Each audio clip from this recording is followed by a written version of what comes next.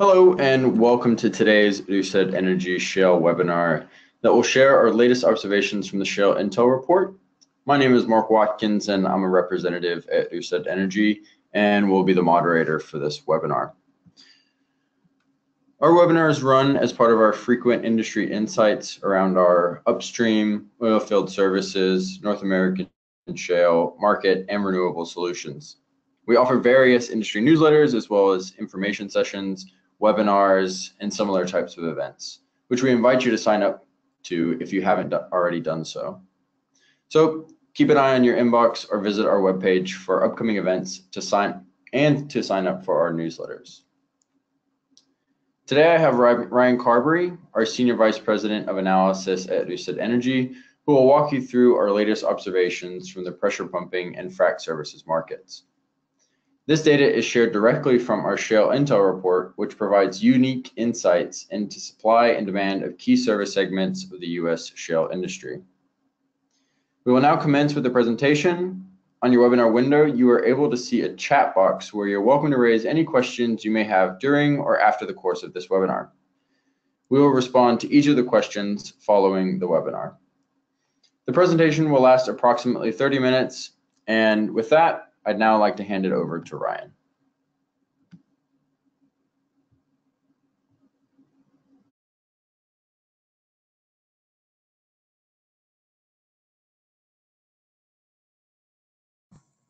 Thank you. Just to give a brief introduction to our methodology, we take the rich data that Rystad is well known for, combine that with secondary intelligence, so other publicly available information, but maybe information that doesn't fit into database specifically, SEC filings, leadership presentations, things like that. We combine that with our in-house experts here at Rystad, and then add our primary intelligence capabilities. So that is every quarter, we try to have as many conversations as possible throughout all of the basins to really get a forward-looking view of what's going on in the basin, who's adding equipment, how's pricing moving, what sort of bottlenecks are we seeing, sort of anything that's interesting at the time, we like to cover during those conversations. And again, that really helps us get a forward-looking view.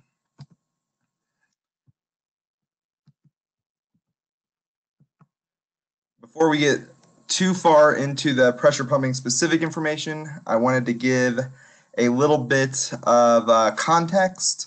So Rystad Energy has a pretty bullish looking view on oil production in the US for this year and next year, with set to end this year at 11.1 million barrels a day, and then add an additional 1.3 million barrels a day in 2019.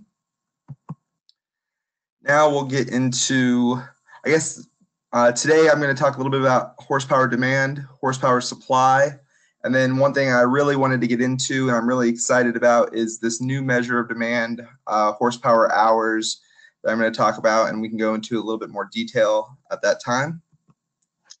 So thinking about demand kind of from a traditional context, this is what we're currently looking at demand to be through 2021. So this year we are expecting average horsepower demand to be 16 million horsepower. So if the industry was 100% utilized, it would take 16 million horsepower to complete the work needed throughout the US.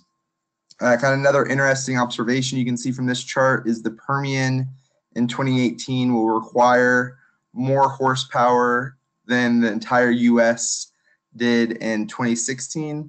So just another kind of way to showcase how important the Permian has become in the US landscape. Another measure that we look at is a weekly frac spread or frac fleet count. So this is a purely quantitative measure, and what we're doing here is looking at whether a multi-well pad or a single well pad is active in a given week with a fracking operation. So you can see here, obviously we had a major dip during the downturn, and we've recovered since, but we have not recovered to where we were in 2014, especially in terms of frac spreads. However, it is important to realize that the average spread or fleet is much larger now. So even though we have less spreads working out there, we have more total horsepower active. So just kind of important to realize that for how the industry has shifted through the downturn and kind of the new norm, I guess you could say. Now looking at supply, this year we're currently tracking 2.2 million in new net additions of horsepower, and we're also expecting an additional 2.2 million of cold stacked equipment to come online this year. A lot of that's already come online, and a lot of it will continue to come online throughout the year. So total additions of 4.4 million of total workable horsepower, I guess you could say. And we're hearing even possibilities of more than 2.2 million coming online in new net additions. And kind of the question will be when exactly it comes online, whether it comes online in early 2019 or late 2018. But it's clear that there's a lot of new additions, and kind of the market's reacting to some of the current tightness we're seeing. One thing we do very closely, and we track very closely, is how much each service company has. We do this by basin, really getting into granular detail there. This is a look at where horsepower was at the end of 17 and where we expected to be at the end of 18. Kind of the key takeaway here is that the majority of the horsepower additions, and this is gross additions, so this is taking into consideration whether something was cold stacked or not, but majority of the gross additions are coming from smaller companies. A lot of companies are adding 150,000, 200,000 horsepower. One thing we've noticed is lately Halliburton, we think they went to above 4 million horsepower at the end of last year, and we think they may have added an additional 400,000 or 500,000 horsepower this year already. So they're definitely reacting quickly to the market and maintaining their market share, especially in the areas where we're seeing tightness. Now, if we look at kind of where that horsepower is in terms of its active, warm stacked, or cold stacked, we can see from this chart that we had a kind of peak cold stacked in the early 16. And some of that horsepower kind of went off the market completely. Some of it's been refurbed, but we expect the majority of that horsepower the cold stacked horsepower to be refurbed by the end of this year and kind of available for work or completely out of the market. So we do not expect cold stacked horsepower to be a factor in the market after this year, especially with kind of what we're seeing with BJ Services and Schlumberger with the Weatherford fleet being able to bring back, or expected to bring back, they're expecting to bring back the majority of that horsepower. Now, if we think about tightness, I would say in the Permian, we are currently measuring over 90% utilization of the fleet, which is, I would say, in historical terms, extremely tight and probably not really sustainable long term. So that is where we are expecting majority of the new horsepower additions in 2018 to happen. Not too surprising. This also means that we are expecting price increases in the Permian in Q2. We've seen a little bit in Q1, but if and when we see these price increases, that we're expecting them to kind of play out by Q2, early Q3, before a lot of the new equipment comes online. So we think the window for pressure pumpers to really kind of see significant and meaningful price increases has already happened in Q1 and will kind of end by the second half of this year. So we are not expecting price increases after Q2, but again, we have seen and will continue to see pretty significant increases through Q2. So a lot of movement going on there in both the spot market and the contracting market. This is kind of a similar slide to what I showed before, but only looking at the Permian, looking at it quarter by quarter and how the growth is happening there. So this is kind of all of the kind of companies with significant horsepower in the Permian and kind of how they've seen additions. Kind of the one that really sticks out is ProFrac. They've been announcing and been succeeding in so far been adding 50 to 60,000 horsepower every 3 to 6 weeks, which is really impressive. Then also you can see the Halliburton kind of area on the chart has increased significantly since 17 Q1. So we think Halliburton has around a third of their horsepower, maybe plus or minus 5% in the Permian. So not a dominant player there, but in terms of where they have their horsepower, but definitely kind of continued focusing there. And again, we see a lot of smaller or service companies adding 150, 200,000 horsepower, and the majority of that will be added into the Permian. Now, I wanted to introduce this new measure of hydraulic horsepower hours, and kind of the reason we came up with this, kind of one was we heard a few service companies ask us about kind of a different way to measure their productivity.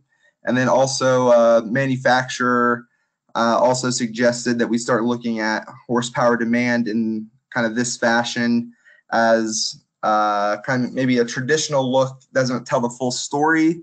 As the wells have become more intense, you kind of see kind of different outcomes and different maintenance schedules needed. Maybe we think this is a very significant change in how horsepower is measured, and kind of think this will be the way we're going to continue measuring it, and being able to benchmark one service company to each other is where we're going with this, and really seeing how Halliburton measures up the Schlumberger, how Schlumberger measured up the BJ services, and really see how that plays out over time. So kind of the way a lot of you might not be too familiar with these new chart types. So this is our, what we're calling a violin chart. And kind of the important thing here is that the wider you are within a given year, the more wells fit within that time period. So kind of in 2011, you can see most of the wells required between 5,000 and 10,000 horsepower hours, or 5 to 10,000 horsepower in the Bakken. And by 2017, that's spread out a lot and has gotten to a wide variance, but kind of trending toward that 20,000 horsepower. So kind of the key thing to remember here is this is optimal, fully utilized horsepower most of the time on a well site. We do not see kind of, and it's impossible for frac crews to run 100% optimized. So this particular measure is if they were 100% optimized, and kind of we're going to be exploring that a little bit more, but kind of keep that in mind. Majority of horsepower now on well sites, maybe 50% of it's pumping, or 50% of the horsepower that is pumping, our horsepower that is pumping at 50% utilization. So this is if it was pumping at 100% utilization, just to keep that in mind. Again, looking at the Bakken, kind of you can see that the shift was gradual, kind of from 2011 to 2014. However, it has shifted very quickly from 2014 to 2017, and that kind of is true across all the plays. The reason we show the Bakken is because the Bakken is the area that we are most confident in, as we have the most data that is needed to precisely measure this this metric. But we're continuing to improve the rest of the basins and kind of have high level estimates for the rest of the basins that really show a similar story. So thinking about horsepower hours is a measure of energy, where horsepower is a measure of power.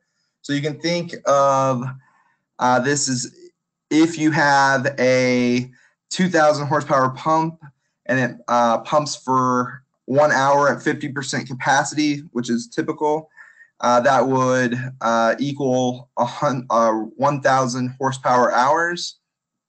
So that is the measure that we're showing here. And I'm more than happy to go over this in more detail with anyone. If you have questions afterward, we can set up a call, because I think this is a new concept and I want to make sure that everyone has the opportunity to ask any questions or kind of further their understanding of this.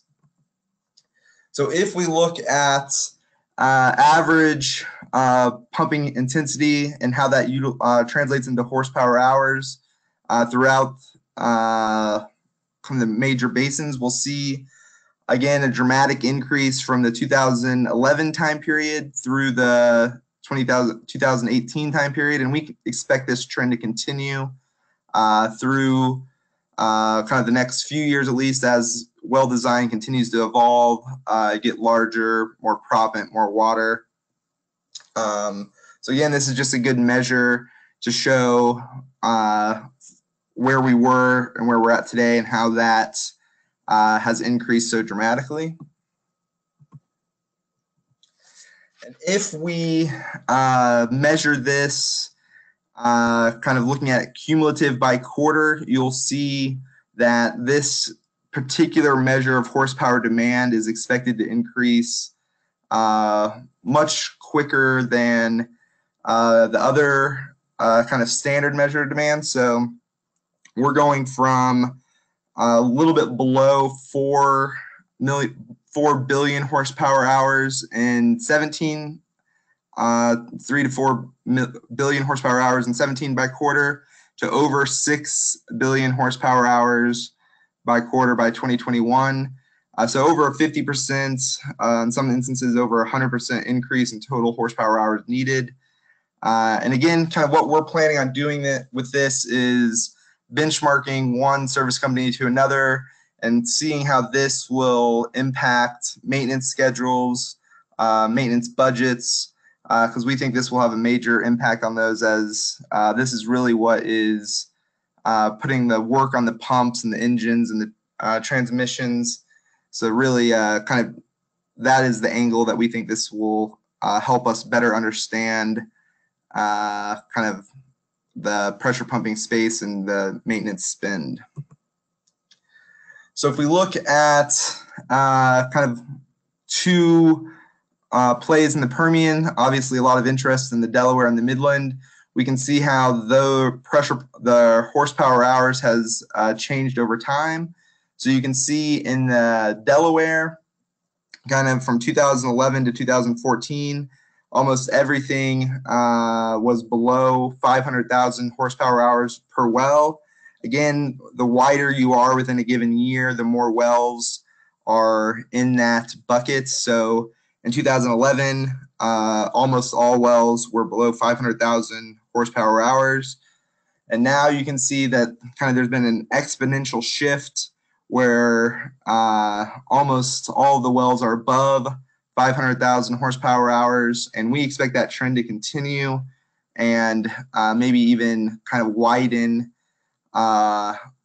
much more at the top end of that curve. Again, just showing that intensity has increased dramatically in the Delaware. Kind of you see a similar trend in the Midland that we have on the left, but we were starting at a higher point with average horsepower hours per well needed kind of consistently since 2011 at or above 500,000 horsepower hours. But again, since 2014, a dramatic shift toward that kind of more horsepower hours needed and more even distribution along that curve. So Again, we think this is more interesting looking at this at a pumper by pumper basis. However, for today's presentation, we put together kind of a comparison of one E&P versus another E&P, just to show how kind of it's varying. And this is looking at kind of two key players in the Midland, looking at Pioneer on the left and Exxon on the right.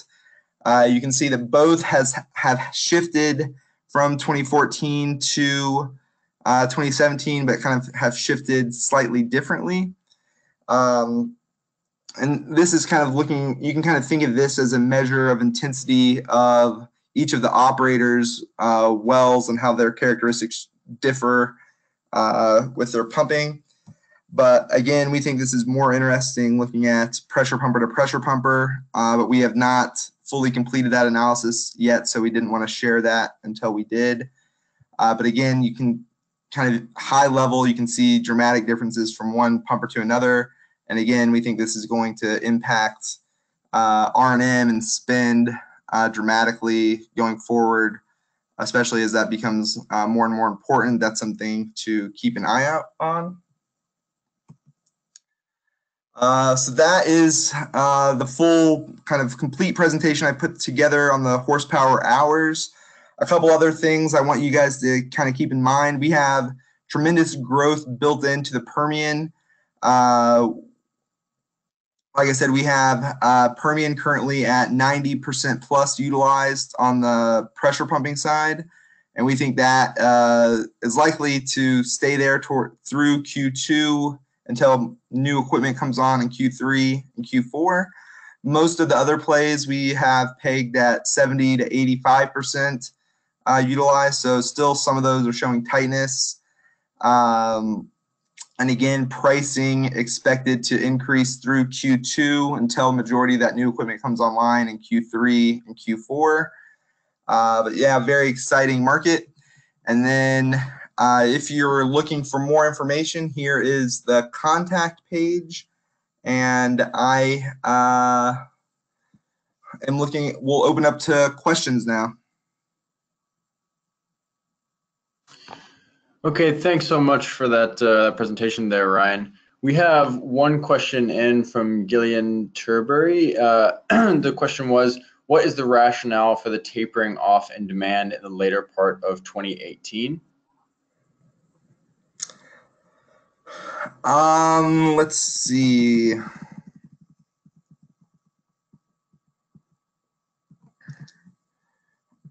So we'll follow up with that question specifically, but kind of we're showing it holding flat as we think activity and kind of the efficiency improvements we're seeing from the traditional look at demand will offset. And that's kind of another good point on why this horsepower hours is a key metric, as it is kind of standardized whether efficiencies are there or not, which is kind of a different way to look at it. So it's good to have both, but we'll follow up with that with more detail and kind of have some follow-up questions for the person that asked that question.